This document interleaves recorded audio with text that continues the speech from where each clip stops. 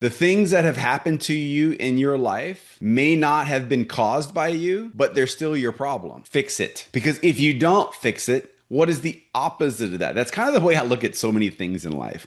I talk to people, a lot of you guys know I'm in the health and wellness business. And I'll stand in front of the rooms many times when I start my presentations and I'll go, I know you guys are interested in what I have to say tonight because I know none of you want to be sicker this year than you were last year. Does anyone want to be sicker this year? No one does. So what's that mean? The opposite means everybody wants to be healthier.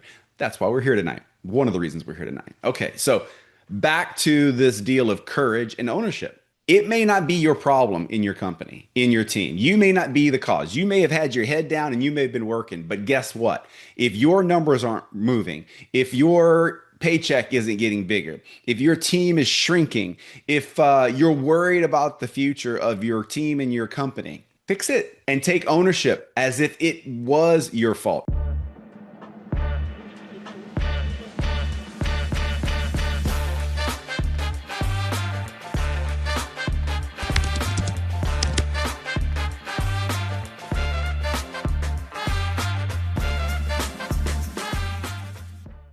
Hey everyone, welcome back to our Freedom Factory podcast. Looks like I'm a little bit on a roll, which is a good thing. It means I've got some things kind of working for me right now when it comes to my schedule and getting these podcasts done. I cannot tell you how much I appreciate the feedback that you guys give me through direct messages, whatever, text messages about this podcast. It really is amazing. Thank you. It fuels me. It really does fuel me. I was traveling last week or week before last, and once again, this person came up to me and said, "Man, I really, really enjoy your podcast." This morning, I got a message from someone that was asking for some recordings that way I've done. And by the way, the podcast, I love it. So thank you guys for that. It fuels me. I really, really like the topic for today. And I don't know if I have a theme for it, but here's what I want you to think about. Anyone with just about any level of intelligence can spot a problem. It takes courage to fix the problem. That's what I want to talk to you guys about. Okay? Anyone can spot a problem, whether it's in your family, anything, your business, anyone can spot a problem, but leaders look for what needs to be done to fix it. Okay? And so you see this all the time in your organizations in network marketing, where people are constantly pointing out the problems. Okay?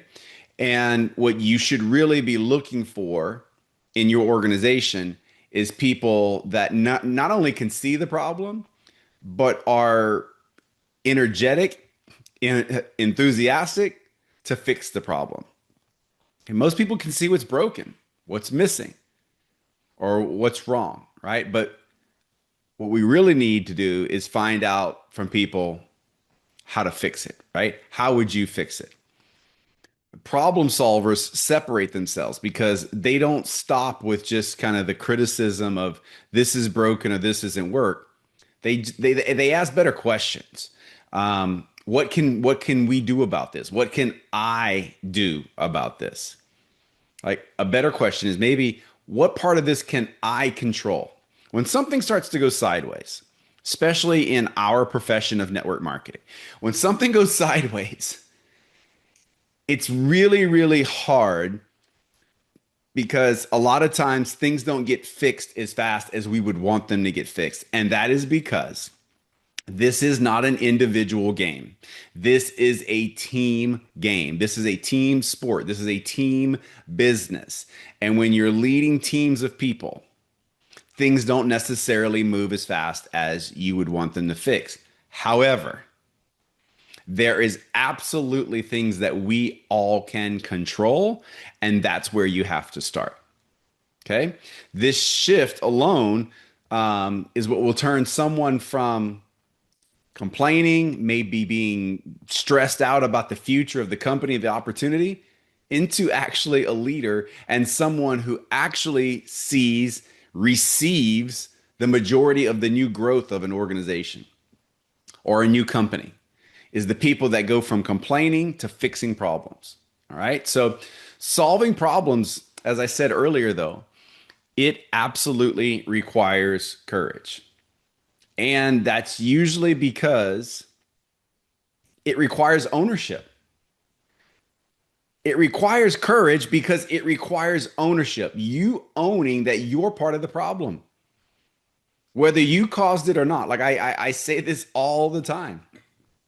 I say this all the time. The things that have happened to you in your life may not have been caused by you, but they're still your problem. Fix it. Because if you don't fix it, what is the opposite of that? That's kind of the way I look at so many things in life. I talk to people, a lot of you guys know I'm in the health and wellness business. And I'll stand in front of the rooms many times when I start my presentations and I'll go, I know you guys are interested in what I have to say tonight because I know none of you want to be sicker this year than you were last year. Does anyone want to be sicker this year? No one does. So what's that mean? The opposite means everybody wants to be healthier. That's why we're here tonight. One of the reasons we're here tonight. Okay, so back to this deal of courage and ownership. It may not be your problem in your company, in your team. You may not be the cause. You may have had your head down and you may have been working, but guess what? If your numbers aren't moving, if your paycheck isn't getting bigger, if your team is shrinking, if you're worried about the future of your team and your company, fix it and take ownership as if it was your fault. Not that it is your fault, but it is your problem. It is your problem. So fix it. Okay. Most people avoid it though. They don't want to take the responsibility. They don't want to have the hard conversations. You guys, I have hard conversations quite often. Some of those conversations are with myself, right? But it takes hard conversations to take ownership. It requires new skills. That's why it takes courage. Why does it take courage? Well, it requires new skills sometimes to fix something. It requires a new attitude. That's tough. It requires an attitude adjustment sometimes to fix things. And it many times requires admitting what you've been doing is not working. That's why it takes courage. Okay. So it's easy to say the system doesn't work. What's hard to say is I'm going to fix it. All right. So now the third thing is problem solving is maybe the most important thing that you can do in your organization because it creates peace in your organization. Okay. You hear about organizations that are full of drama. You guys, being a problem solver is the opposite of that. In fact, it's that word, problem solving. We have 7 core values in our organization. They're outlined, they're posted in our boards, they're posted in our team Facebook groups. Number five is we are solution seekers, comma, we keep our paddles in the water. Now, the first part of that's easy to understand, being a solution seeker. What's the paddles in the water thing? We'll think about being in a boat, right? If you're in a boat and there's current or wind and your paddle's out of the water, it means you're not in control. It means the current and the wind is in control. Keep your paddles in the water. Keep control, guys. Keep control. The moment you take your paddles out of the water and you start talking about how rough the wind is and how big the waves are, or your company, this is wrong with shipping. This is wrong with the product. This is wrong with the promotions. This is wrong with communications. The moment you do that, you've lost control. The moment you do that, you've lost control. Keep your paddles in the water, right? Become a problem solver, all right? So it creates peace. Being a problem solver, it creates peace. It creates progress because that's what we all want. I mean, that's what I live for. I live for growth. I don't live to earn more money. I don't live to get recognition. I live for growth in all phases of my life. I want to grow spiritually. I want to grow like strength wise. I don't want to go backwards physically. Like I don't want my body to get weaker. I want to get stronger. I want to get stronger mentally. Yeah, I want to get better financially. I don't know anybody wants to get worse financially. I crave growth. Well, growth is only going to come from being a problem solver. Okay. And guys, this is the case in your family. This is the case in every business, in every team, in every community. We all have problems. You have problems in your family. You have problems in your business. You got problems if you're part of a team of people or a community of people. There's problems. Okay. So the people who can stay calm, who can think clearly, who can move towards solutions, they become extremely valuable. Those people become extremely valuable to the family, to the business, to the community, to the team. Problem solvers also reduce stress. People are always talking about how stressed they are, how stressed those people usually their paddles are out of the water. Solvers bring stability, and they move people forward.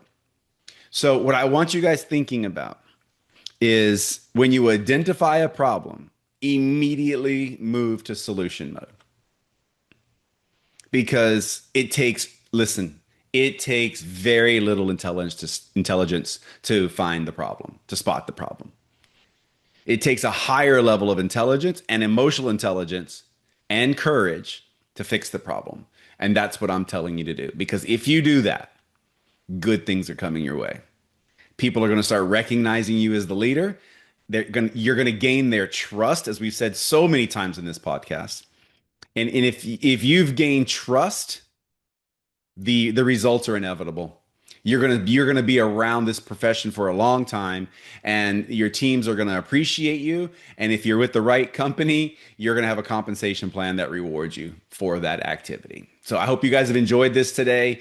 Come back next week with some friends. Like this podcast, share the podcast, send me your comments. I would love to share some of your thoughts on the podcast, and maybe send me some messages with maybe some topics you would like me to teach on. Okay, that's it for this week. We'll talk to you 1 week from now. Bye bye.